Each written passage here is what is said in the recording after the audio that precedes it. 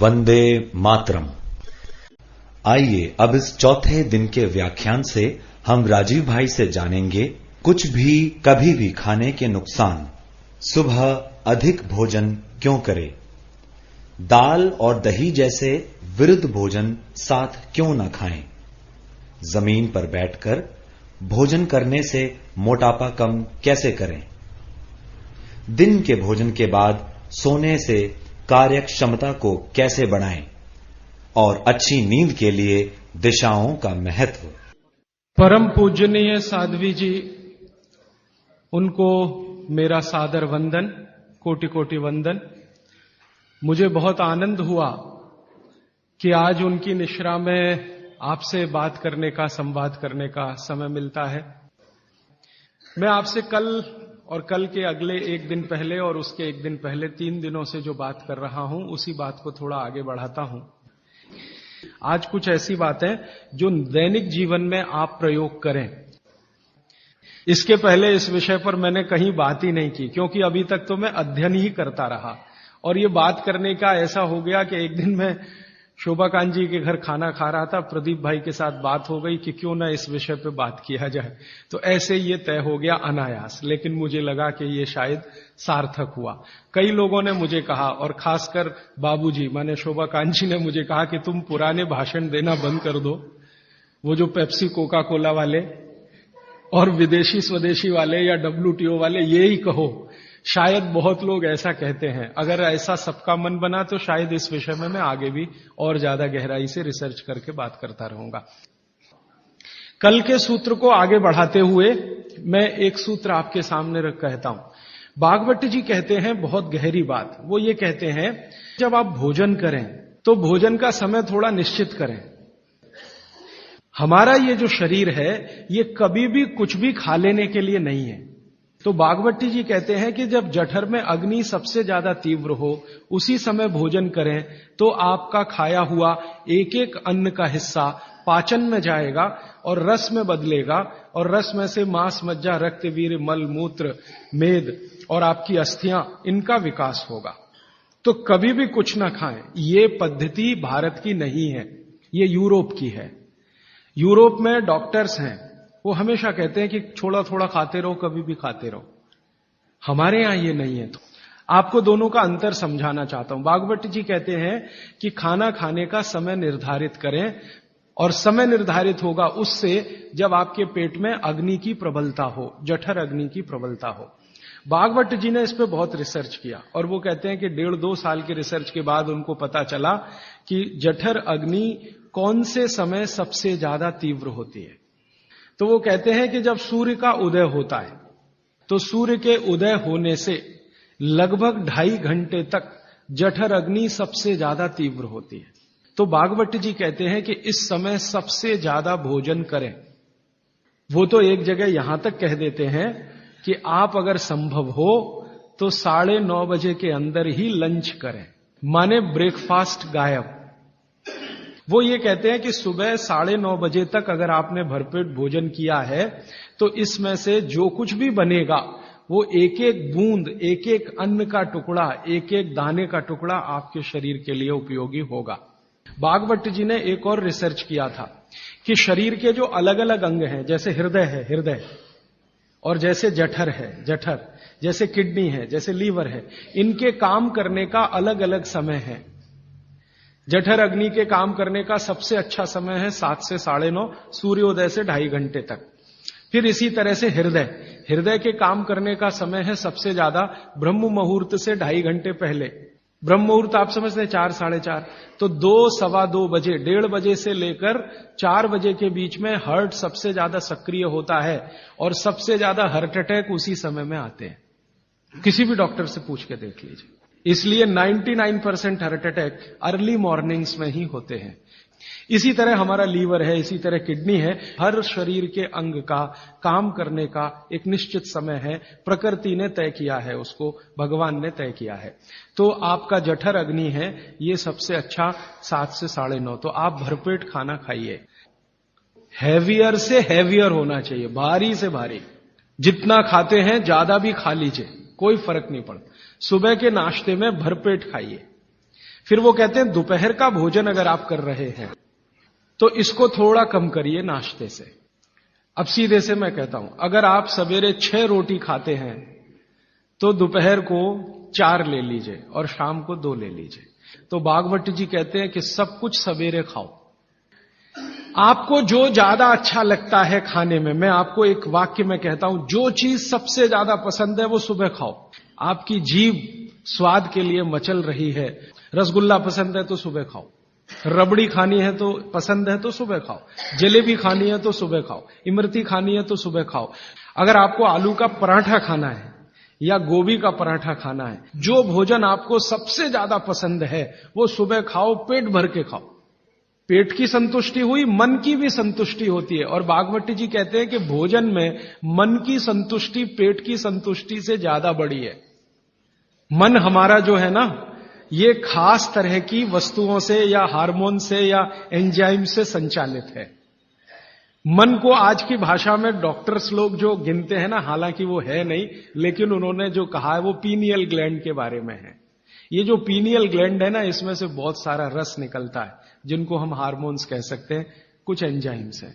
ये संतुष्टि के लिए सबसे आवश्यक ग्लैंड है पीनियल ग्लैंड। तो भोजन अगर आपको तृप्त करता है, भोजन में एक तो पेट भरना है और एक तृप्त होना, तृप्त करेगा तो पीनियल ग्लैंड आपकी सबसे ज्यादा सक्रिय है। तो जो भी रस और एंजाइम चाहिए शरीर को, नियमित रूप से समान अंतर पे निकलते रहते हैं। और जो भोजन से तृप्ति नहीं है तो गड़बड़ होती है पीनियल ग्लैंड, और पीनियल ग्लैंड की गड़बड़ी पूरे शरीर में पसर जाती है और आपको तरह तरह के रोगों का शिकार बना दे।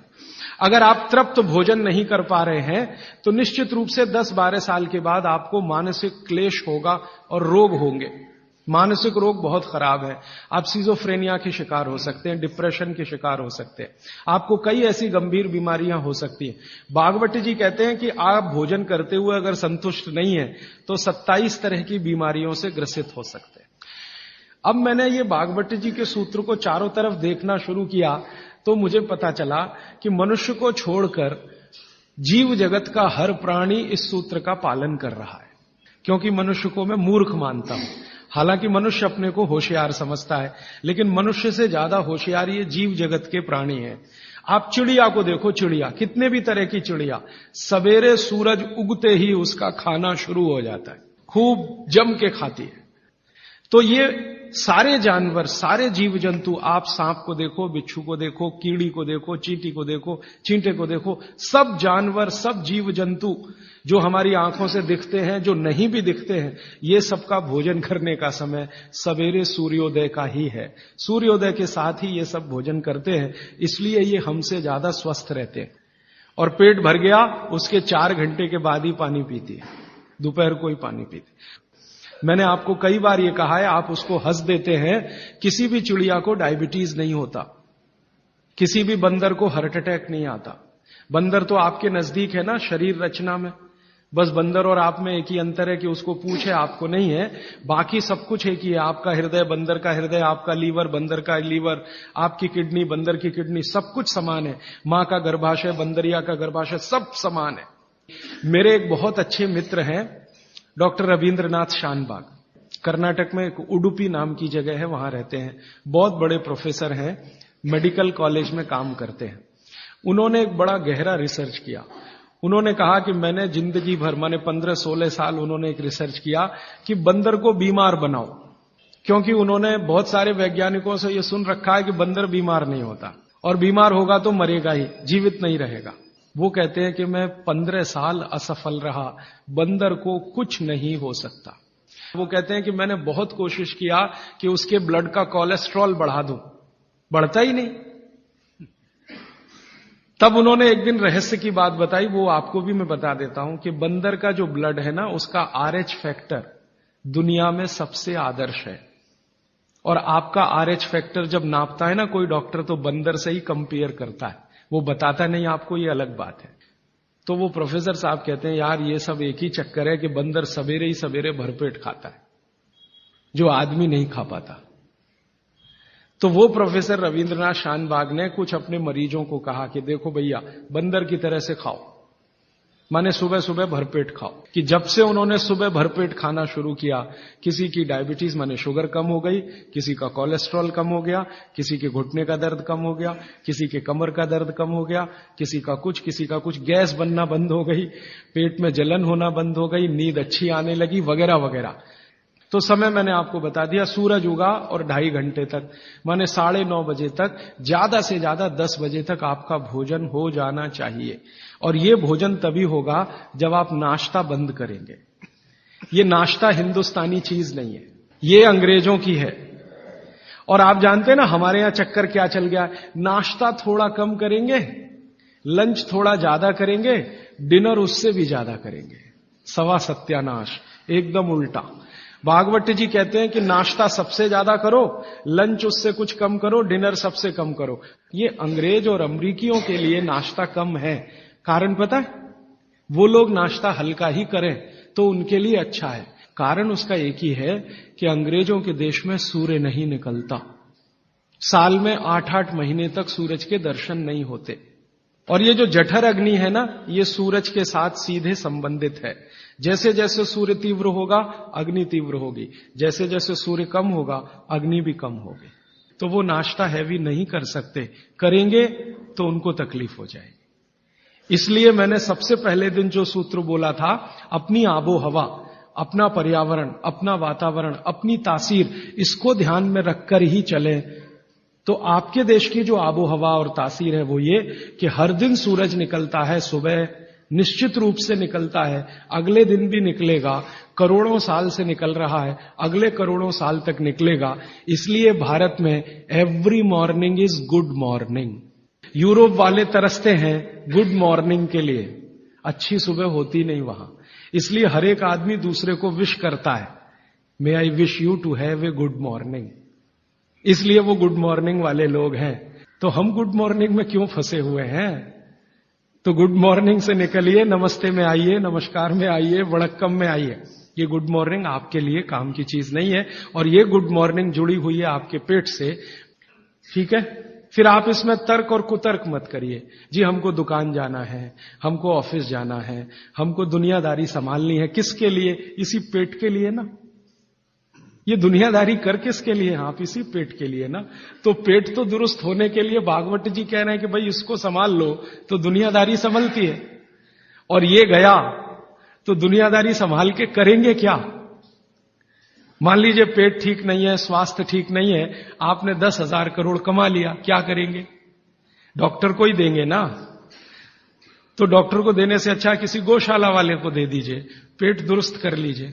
तो पेट आपका है तो दुनिया आपकी है। माने आप बाहर निकलें घर के तो छक्कर खाना खा के निकलिए, भोजन करके ही निकलिए।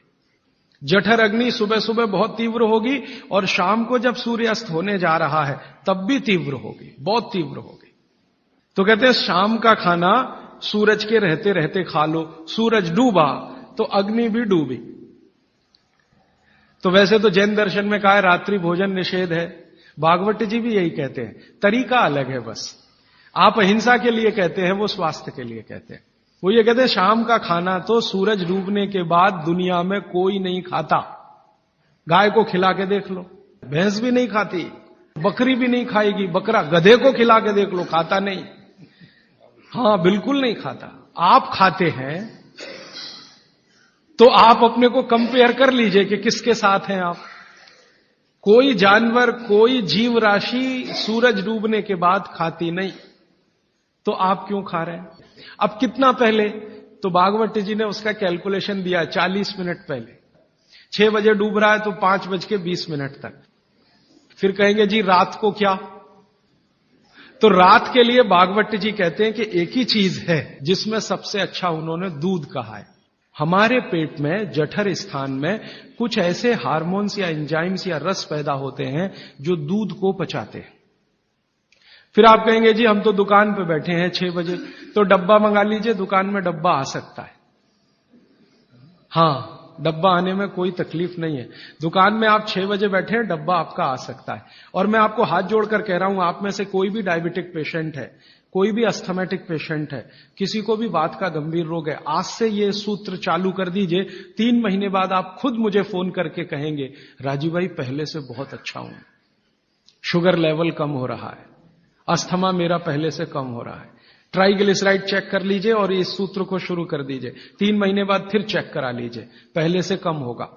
VLDL, LDL आज चेक कर लीजिए, 3 महीने बाद फिर चेक करा लीजिए, बहुत तेजी से घटेगा।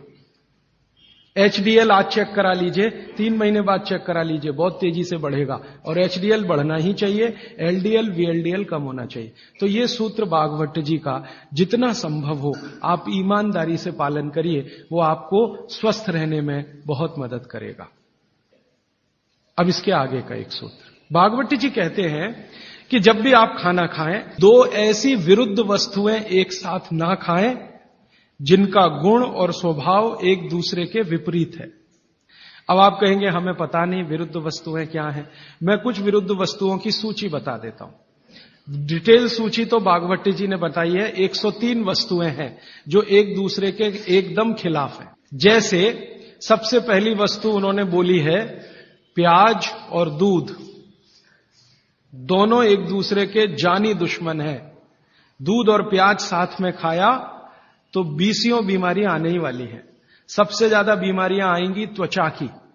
आपको सोराइसिस होगा, आपको एक्जिमा होगा, आपको खाज होगी, आपको खुजली होगी, अगर प्याज दूध साथ में खा रहे हैं तो कभी भी ना खाएं।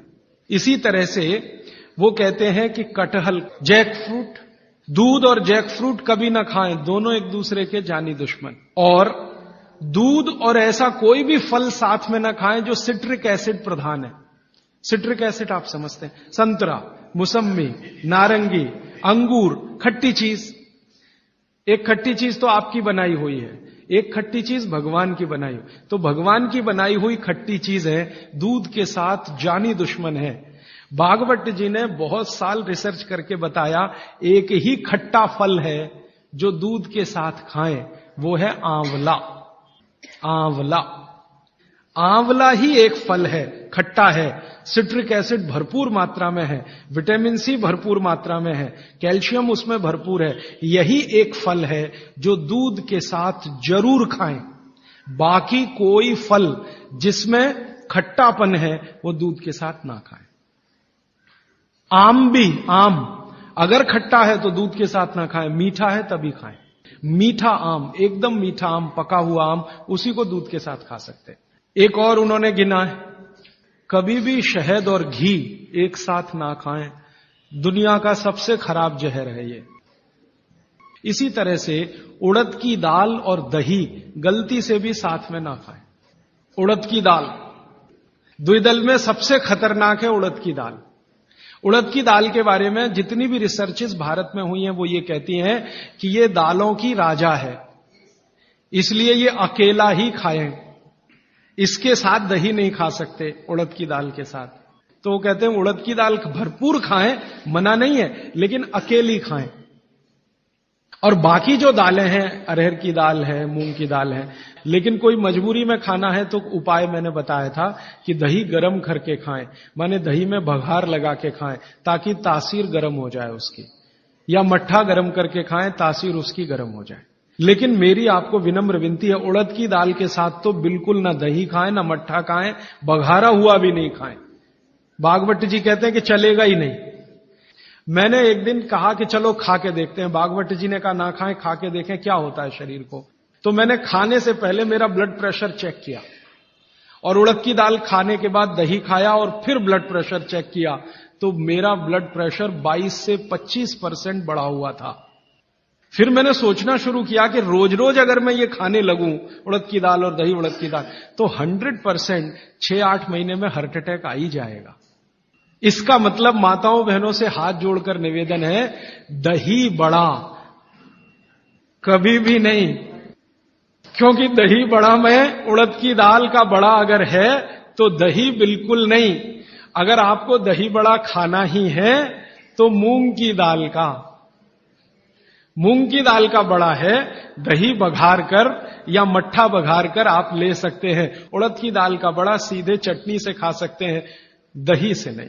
और अगर शादी ब्याह है आपके घर में तो मीनू बनाते समय ध्यान रखें कि मेहमानों को उड़द की दाल का बड़ा और दही ना परोसें, और अतिथि देवता है, उसको जहर ना खिलाएं। तो ऐसी एक सूची है। तो भागवत जी कहते हैं 2 विरोधी चीजें साथ में ना खाएं। और वो कहते हैं कि अगर आपने ये सूत्र धारण कर लिया तो जिंदगी भर आप निसंकोच बिना किसी रोक के जीवन बिता सकते हैं। अभी तीसरे सूत्र पे चलता हूं आज का। भागवत जी कहते हैं कि खाना आप जब भी खाएं जमीन पर बैठकर ही खाएं। क्यों खाएं जी, प्रश्न आएगा आपके मन में। तो भागवत जी समझाते हैं कि जब आप इस आसन में बैठते हैं, सुख आसन में, तो आपके शरीर का जो जठर है ना, ये जो है सबसे ज्यादा तीव्र है, और इस आसन में इसकी तीव्रता हमेशा मेंटेन रहती है। आप अभी कुर्सी पर बैठे हैं, इसमें तीव्रता घट जाती है, और खड़े हो जाएं तो बिल्कुल कम हो जाएगी। कारण क्या है? आप शरीर के बारे में थोड़ा जानते हैं ना, हमारे शरीर में कई चक्र हैं। एक चक्र जो है ना, ये जो पीछे है, जहां पर आपका हिप जॉइंट्स और आपका ये जो मन का होता है, जहां मिलते हैं, वो सबसे महत्वपूर्ण चक्र है। ये प्रदीप्त होता है तभी, मन दीप्त होता है जब आप इस स्थिति में बैठे, और इसका जठर पर सीधे असर है। तो जमीन पे बैठ के ही खाएं। और वो ये कहते हैं कि भोजन की जो थाली है वो आप बैठे उससे थोड़ा ऊपर रहे, माने पट्टा रख के या स्टूल रख के थाली उस पर ऐसे बैठ के खाएं। अब आप आज से एक ऑब्जर्वेशन कर लीजिए कि जितने लोग इस बात से परेशान हैं कि उनका पेट आगे निकल आया है, वो इस आसन में बैठ के खाना खाना शुरू कर दें और 3 महीने के बाद फिर देखें तो उनका पेट पहले से कम ही होगा, आगे नहीं आएगा। वो कहते हैं और एक आसन है जिसमें आप खाना खा सकते हैं, बाकी किसी में भी नहीं। वो गाय का दूध जब निकालते हैं ना, कैसे बैठते हैं, बस उस स्थिति में भी आप खाना खा सकते हैं। उकड़ू, कि जो शरीर श्रम ज्यादा करते हैं, जैसे किसान, जैसे हमारे कारीगर मजदूर, उनके लिए उकड़ू बैठकर खाना खाना सबसे अच्छा। खाते भी हैं, माने वो चेले हैं सब भागवत के। और ये जो डाइनिंग टेबल पे बैठ के खाना खाएंगे, पेट आगे निकलता ही जाएगा, क्योंकि कुर्सी आपके लिए बनी नहीं है, ये अंग्रेजों के लिए बनी है। अंग्रेजों के लिए कुर्सी इसलिए बनी है कि ठंड बहुत है ना, तो जॉइंट्स कड़क रहते हैं उनके, सभी जॉइंट्स कड़क होंगे, कठोरता आएगी। आपके यहां गर्मी बहुत है तो आपके जॉइंट्स में फ्लेक्सिबिलिटी है, तो आप आसानी से जमीन पे बैठ सकते हैं। कोई अंग्रेज नहीं बैठ सकता जैसे मैं बैठा हूं, अमरीकी नहीं बैठ सकता। तो उन्होंने अपनी तकलीफ को कम करने के लिए कुर्सी का आविष्कार किया है। आधे तो बैठे, वो आपके लिए नहीं है कुर्सी, ये अंग्रेजों की देन है। तो मेरी आपको विनती है कि डाइनिंग टेबल पे खाना ना खाएं। तो आप कहेंगे जी ले लिया तो बहुत सारा कचरा भर रखा है आपने घर में, क्या करेंगे उसका? हमको हिंदुस्तानियों को पिछले 60-70 साल में या 100 साल में एक गजब बीमारी हुई है, दुनिया भर का कचरा घर में लाके रखना। रसोइयों में मैं घरों में जाता हूं ना, टीन टपरे के इतने डब्बे होते हैं, खाली हैं, फेंकेंगे नहीं, संभाल के संभाल के संभाल के, कब काम आएंगे मालूम नहीं, लेकिन वो भरते ही जाते हैं, भरते ही जाते हैं। रसोई में इतने डिब्बे डब्बियां हैं, काम के शायद उसमें आधे भी नहीं है, लेकिन रखा हुआ है। पता नहीं कचरे से इतना मोह क्यों है। जो बाहर फेंकना चाहिए वो घर में सजा सजा के रखा हुआ है। और फेंकने की बात करो, अरे पता नहीं कभी काम आ जाए, और वो कभी 60 साल में भी नहीं आता, 100 साल में भी नहीं आता। तो उसी कचरे में मैं गिनता हूं आपकी डाइनिंग टेबल। अब आप जरा हिसाब निकालो जी, ये आपने लाके रखी है डाइनिंग टेबल, मान लो ये 100 स्क्वायर फीट की है, 10 बाई 10 की है, या मान लो 50 स्क्वायर फीट की है। 50 स्क्वायर फीट की जगह आपने घर में घेर रखी है, क्या भाव है मद्रास में जगह का? 3000 रुपए स्क्वायर फीट, और 50 स्क्वायर फीट आपने घेर के रखा है। जरा जोड़ लो ना 3000 में 50 का गुणा करके, और रोज का हिसाब निकाल लो। तो एक तो खरीदा तब आपने पैसा बर्बाद कर दिया, अब इसको जगह को घेर के बर्बाद कर दिया आपने। तो अगर बन सके तो डाइनिंग टेबल निकाल दें, नहीं निकाल सकते तो कोने में रख दें।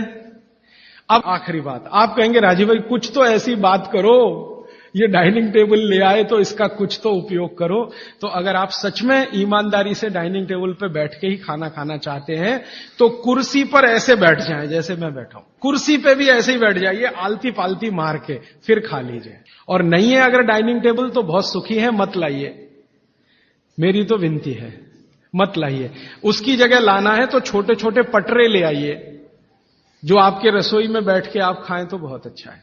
वंदे मातरम। राजीव भाई के अनुज भाई प्रदीप दीक्षित द्वारा संचालित एवं सेवाग्राम वर्धा स्थित राजीव दीक्षित मेमोरियल स्वदेशी उत्थान संस्था के माध्यम से स्वदेशी चिकित्सा के व्याख्यानों की सीडी उपलब्ध कराई जाती है, जिसे आप केवल 10 रुपए के लागत मूल्य पर प्राप्त कर सकते हैं।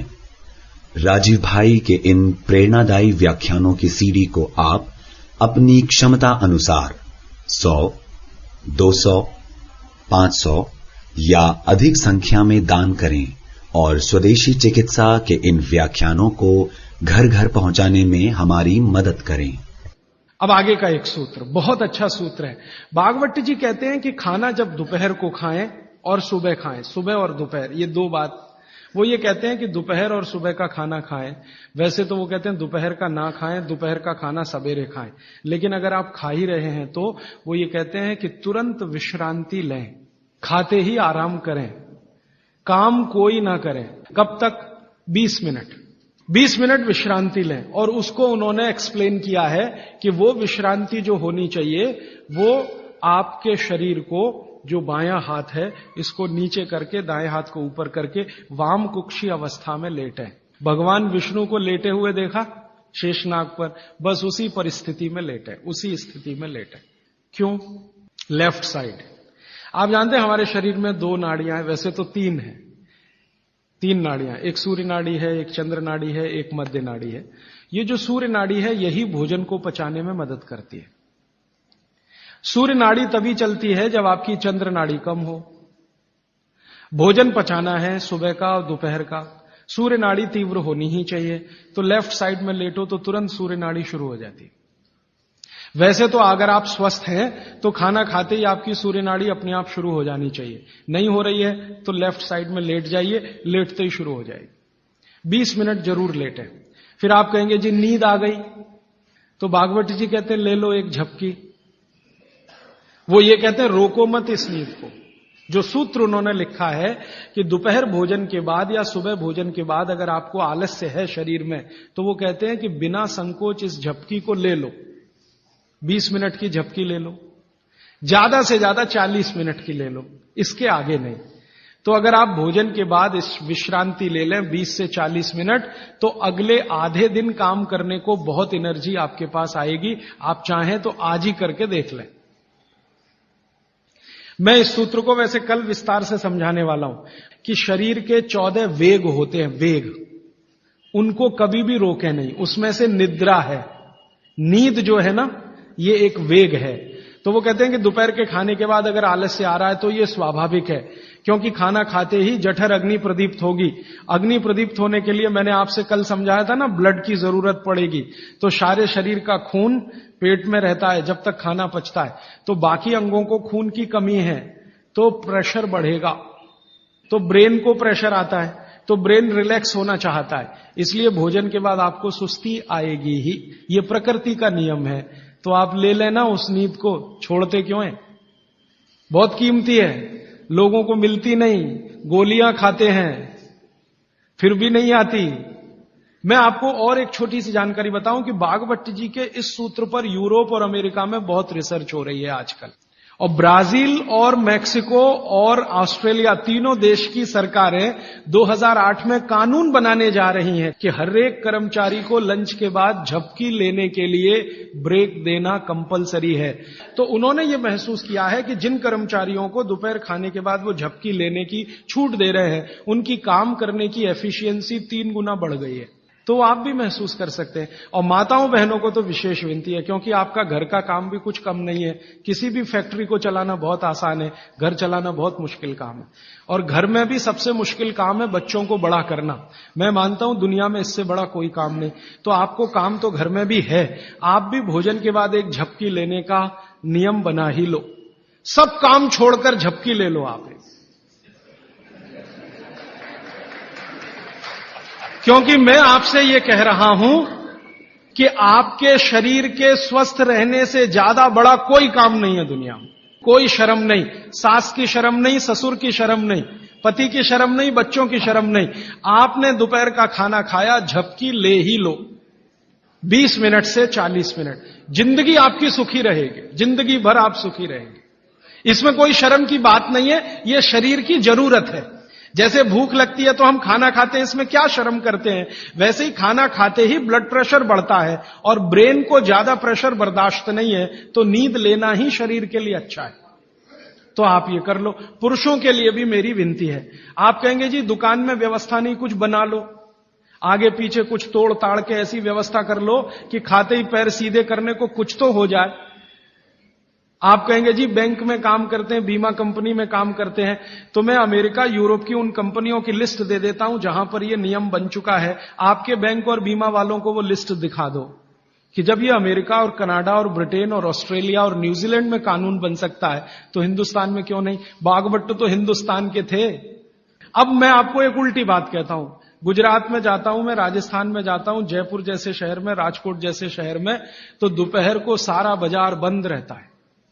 कहां है जी? खाना खा के झपकी ले रहे हैं। बहुत सुखी लोग हैं, बहुत सुखी लोग हैं। काठियावाड़ में मैंने देखा है, क्या पोरबंदर, क्या राजकोट, क्या जामनगर, क्या जूनागढ़, क्या अमरेली, दोपहर को बाजार खुलेगा ही नहीं। और मैंने तो ऐसे ऐसे लोगों को देखा है कि ग्राहक आके खड़ा है करोड़ों रुपए लेके। सेठ जी कहेंगे जी शाम को आना 4 बजे के बाद। अरे सेठ जी मेरे पास बैग भरा है रुपयों का, शाम को ले आना, मुझे अभी इतनी फुर्सत नहीं है, मैं नींद ले रहा हूं। अब कुछ लोग गालियां देते हैं, क्या निकम्मे लोग हैं, दोपहर को सोते हैं। सोना ही चाहिए। जो पुराने शहर है ना हिंदुस्तान में, हर जगह ये देखने को मिलेगा, दोपहर के खाने के बाद सब झपकी लेंगे ही।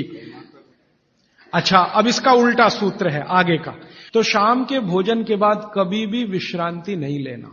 माने 6 बजे खाना खा लिया तो 8 बजे ही जाना सोने के लिए, उसके पहले नहीं। क्यों? सुबह का जो है क्रम शाम को उल्टा है। सुबह सूर्य का प्रकाश है, पवन का स्पर्श बहुत तीव्र है, शाम को सूर्य का प्रकाश बिल्कुल नहीं है। तो शाम के लिए वो ऑब्जर्वेशन करके कहते हैं कि कभी भी खाने के बाद तुरंत सोना नहीं। अगर सोएंगे तो हार्ट अटैक, डायबिटीज, सब बीमारी आने की संभावना। अब आके एक तीसरा सूत्र उन्होंने लिखा है, दोनों को शायद मिलाया उन्होंने।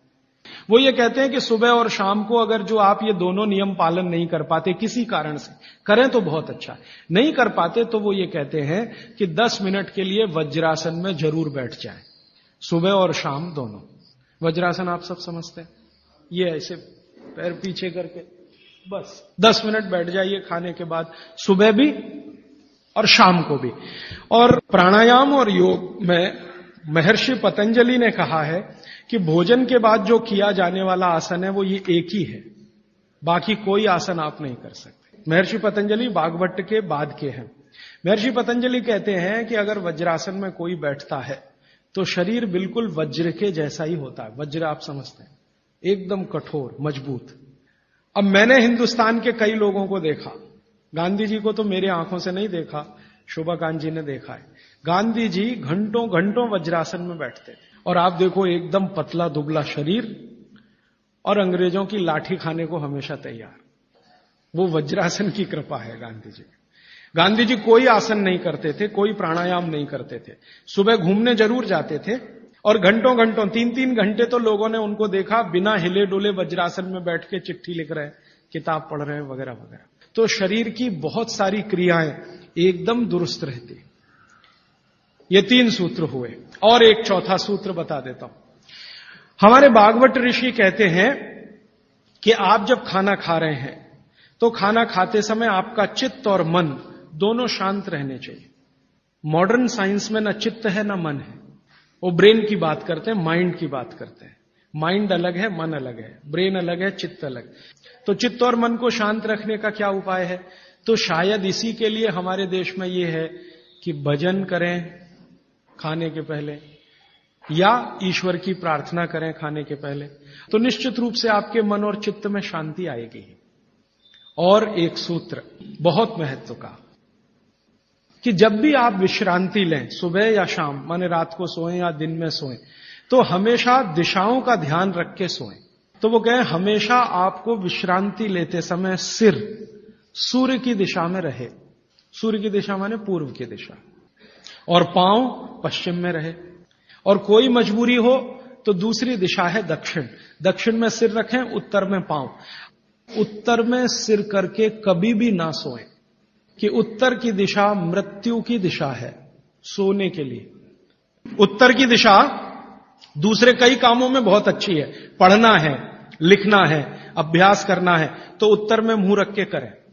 और हमारे देश में आर्य समाज के एक संस्थापक रहे स्वामी दयानंद सरस्वती, उन्होंने भारत में जो संस्कार होते हैं ना, जन्म का संस्कार है, गर्भाधान संस्कार है, मृत्यु भी एक संस्कार है, तो उन्होंने एक पुस्तक लिखी है संस्कार विधि। उसमें पहला ही सूत्र है मृत्यु के लिए कि सबसे पहले मृत व्यक्ति का सिर उत्तर में करो। क्यों?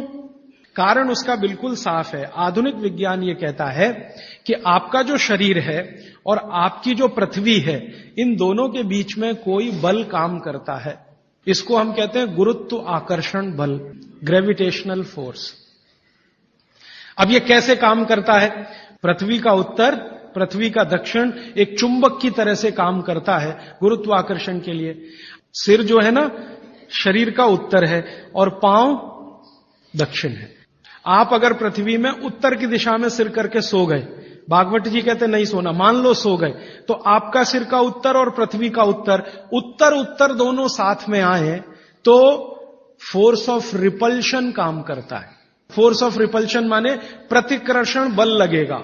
तो आप ऐसे ऐसे समझो इसको कि ये उत्तर है और आपने उत्तर में सिर किया, तो उधर से एक प्रतिकर्षण बल आपके शरीर पर काम करेगा, तो आपके शरीर में संकुचन आएगा, कॉन्ट्रैक्शन।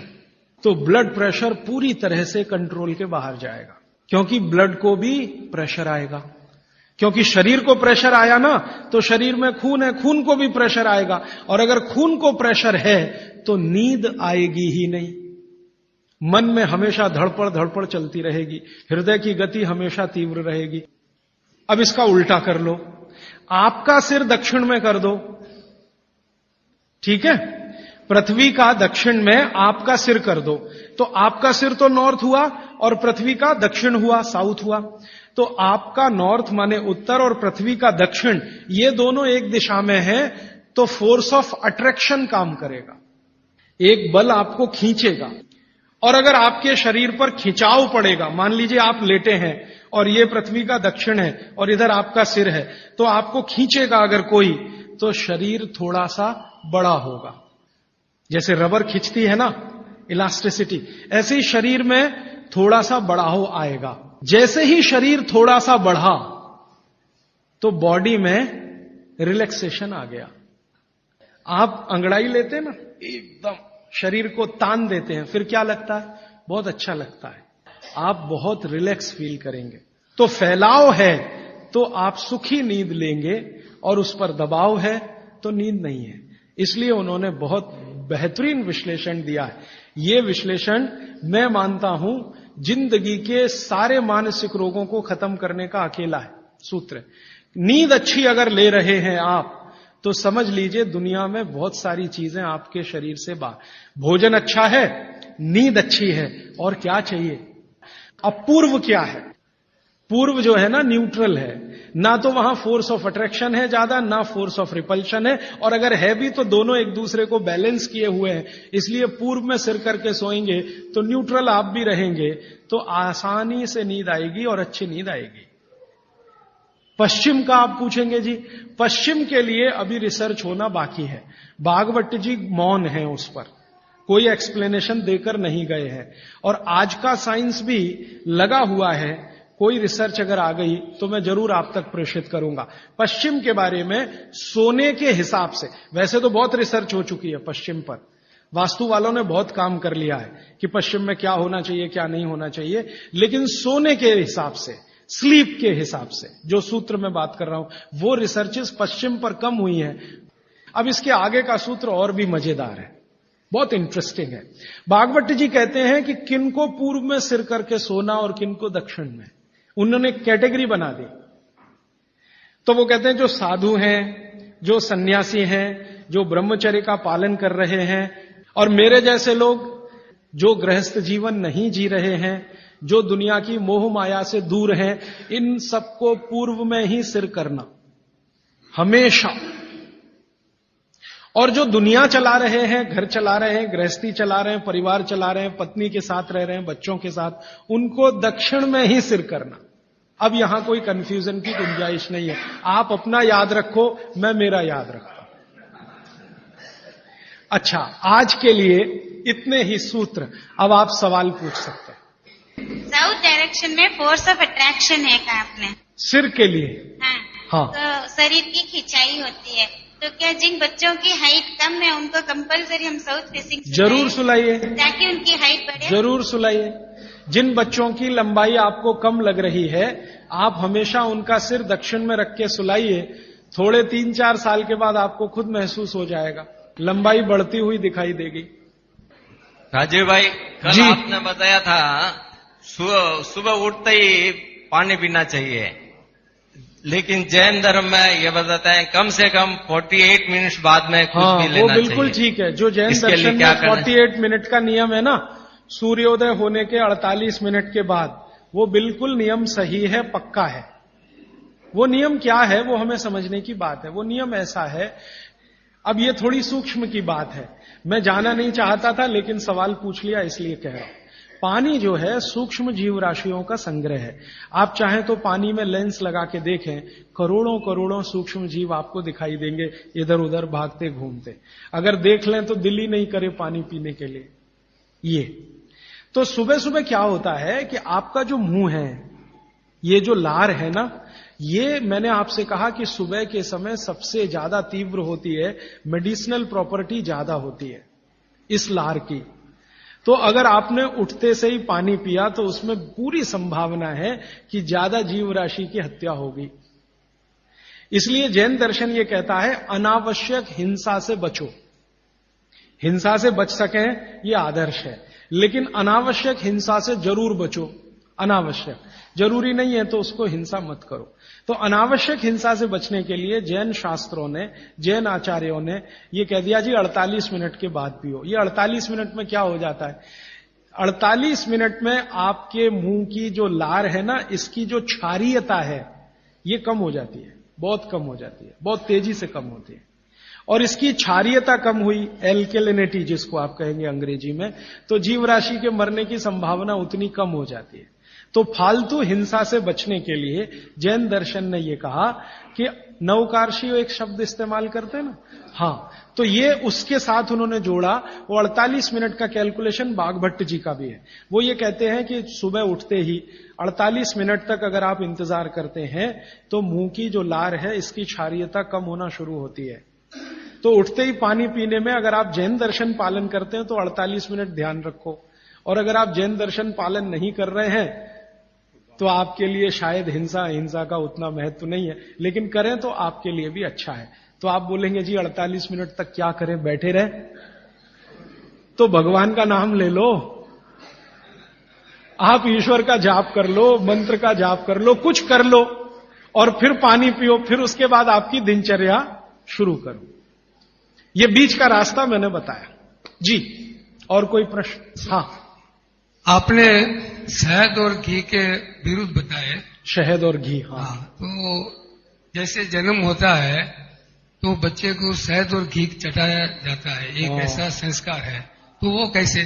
जी, ये जो संस्कार है ना, बच्चे को जन्म लेते ही शहद घी चटाने का, इस संस्कार को करते समय जो लोग हैं ना, कुछ चीजों का ध्यान नहीं रखें तो तकलीफ है। आयुर्वेद के हिसाब से अगर आप ध्यान नहीं रखते तो बहुत तकलीफ है। आयुर्वेद ये कहता है कि शहद और घी बराबर मात्रा एक साथ कभी भी लेंगे तो जहर ही है। लेकिन कुछ भारत में ऐसे समूह हैं जो अपने बच्चों को ये करते हैं, शहद और घी चटाते हैं, लेकिन सभी लोग भारत में ऐसा नहीं करते हैं।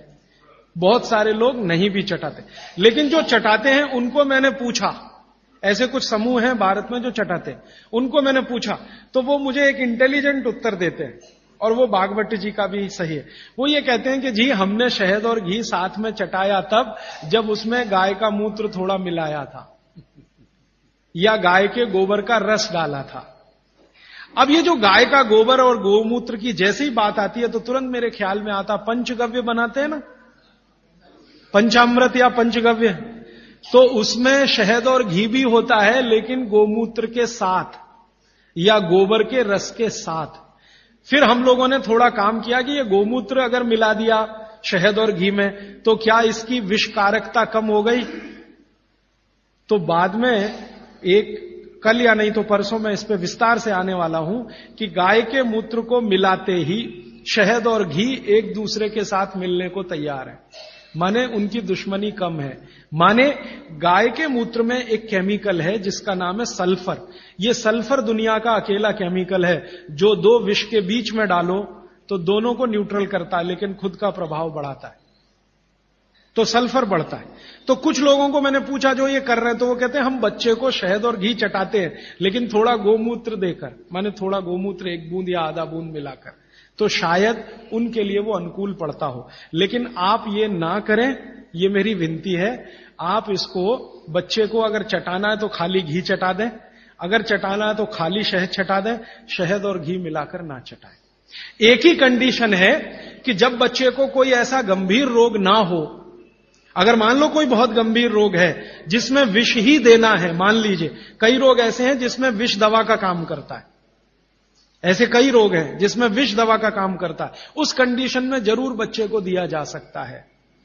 जैसे एक बहुत खराब रोग होता है, कई बच्चों को होता है, जन्म लेते ही उनके शरीर का जो त्वचा है ना, उनका रंग बदलना शुरू होता है। कई बच्चों को मैंने देखा एकदम तांबई कलर के हो जाते हैं, ये जो कॉपर होता है ना, कॉपर, ताम्र, उसी रंग के बच्चे की स्किन होना शुरू हो जाती है। उस बच्चे को जरूर शहद और घी ही चटाना पड़ेगा, नहीं तो ठीक नहीं होगा, उसके लिए वो काम आएगा। तो अलग अलग परिस्थितियों में, लेकिन सामान्य बच्चे के लिए ये ठीक नहीं है, उपयोगी नहीं। जी श्रीमान जी, आयुर्वेदिक दवाओं के साथ जो डॉक्टर की दवाएं अभी चल रही है तो उसको ले सकते हैं? बिल्कुल मत लीजिए। दवा जो है ना, आप भरोसे से आयुर्वेद की लीजिए तो उससे ही आपको बहुत बड़े परिणाम मिल जाएंगे।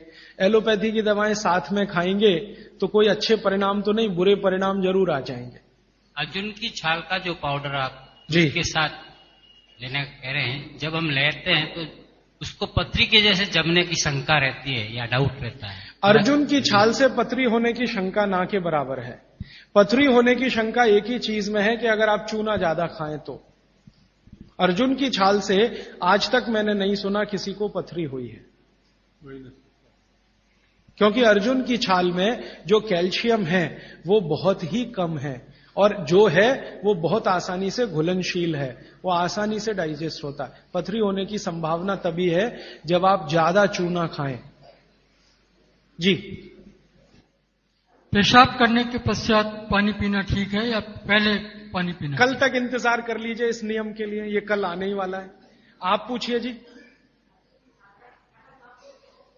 क्या जी? काढ़ा शाम को भी पी सकते हैं, लेकिन सुबह सबसे अच्छा।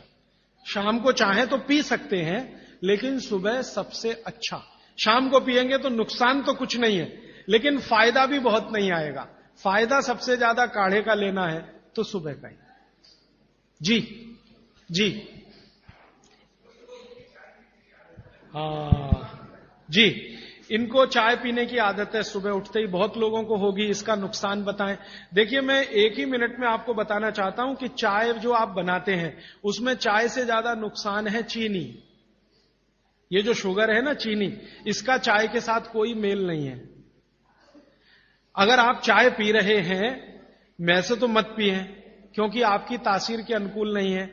चाय के जो केमिकल है ना, भारत के लिए उपयोगी नहीं है, भारत में रहने वाले लोगों के लिए। यूरोप और अमेरिका के लिए बहुत अच्छी है यही चाय, हमारे लिए वो जहर है। कॉफी तो और भी ज्यादा, गर्म देशों में चाय कॉफी अच्छी नहीं है।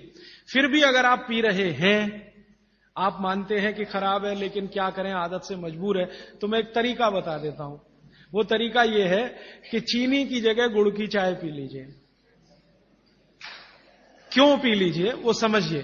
गुड़ जो है ना क्षारीय है और चीनी है ना अम्लीय है।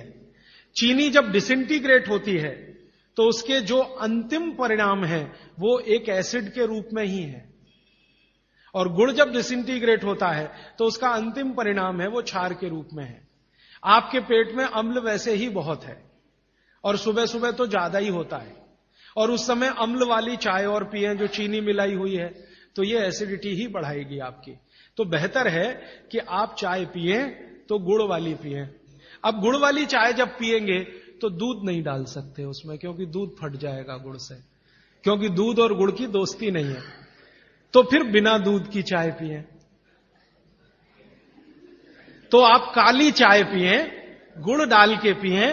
और मेरी छोटी सी एक बात अगर मान लें कि अगर काली चाय गुड़ डालकर आप पी रहे हैं तो थोड़ा सा नींबू का रस डालें तो न्यूट्रलाइज होगी ये। नींबू का रस एसिडिक है, गुड़ जो है ना क्षारीय है। तो गुड़ मिलाई हुई चाय को अगर न्यूट्रल करना है तो थोड़ा नींबू डालकर नींबू की चाय पिए। ठीक है, ऐसा कर।